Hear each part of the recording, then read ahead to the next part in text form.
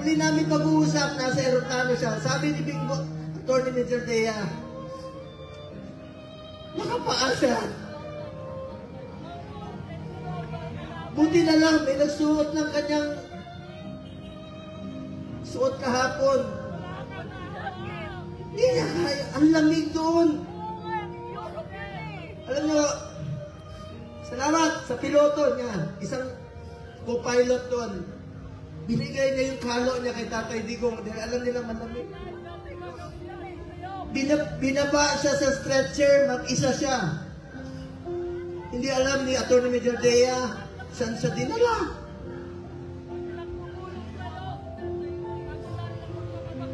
Alam ko nangungulila kayo. Nakausap ko si Kitty kahapon. Alam niyo, bilib ako kay Kitty. Sa murang edad na 20, dapat hindi siya kasama sa politika. Dapat nag-aaral siya ngayon. Pero sinama siya sa dumi ng politika. Tinawagan ko siya kahapon. Sabi niya, ninong niya ako eh. Sabi niya, Ninong Bong. Hindi ko mapigilan umiyak. First time ko umiyak talaga. Na kausap siya. Sabi niya sa akin, Ninong, ikaw na muna ang tatay ko. Wala na akong tatay. Sa murang edad, pero matapang si Kitty ha. Sobrang tapang ni Kitty. Sabi niya, Ninong, be strong. Be straightforward. Ito yung panahon na magkaisa ang Pilipino. Magkaisa tayo para kay Tatay Digong. Makikiusap po ako, maghinawan po tayo. Huwag po tayo gumawa ng bagay na ibabalik sa atin. Mga Pilipino, magkaisa po tayo para kay Tatay Digong. Importante muna ang kalusugan, kaligtasan, at kalayaan ni Tatay Digong. Alam ko mga politiko, nakikinig kayo. Konsensya naman kayo.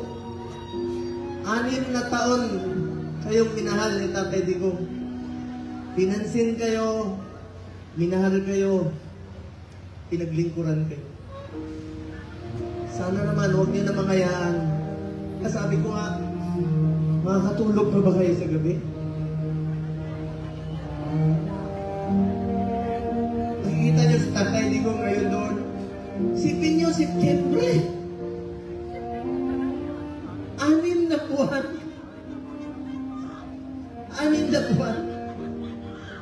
Kakayanin kaya ni Tatay Digong yun? 6 na buwan. Ang pag-aantay niya. Eh kung tayo nga, maalala ko nung presidente siya, marami kaming pinauwi na OFWs. Sa totoo lang, ako mismo, sa Bahrain, meron isa dyan, kasintensyahan po ng death sentence. Ginawa namin ni Tatay Digong ng paraan, sumulat sa King, sa Saudi.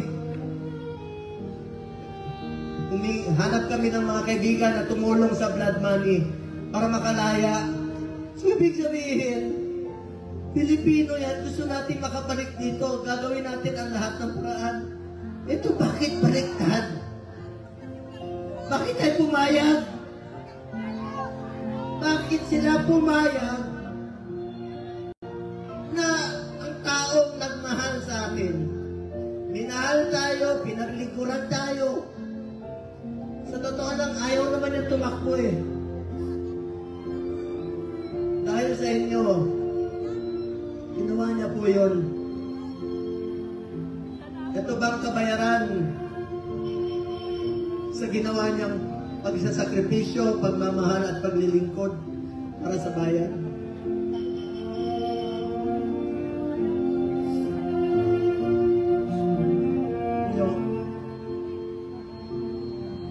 Mga kababayan ko, tulungan tayo na ay balik si Tatay Digong.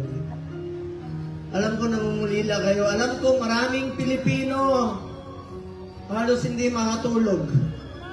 Hindi tayo makatulog. Alam niyo, marami ako narinig.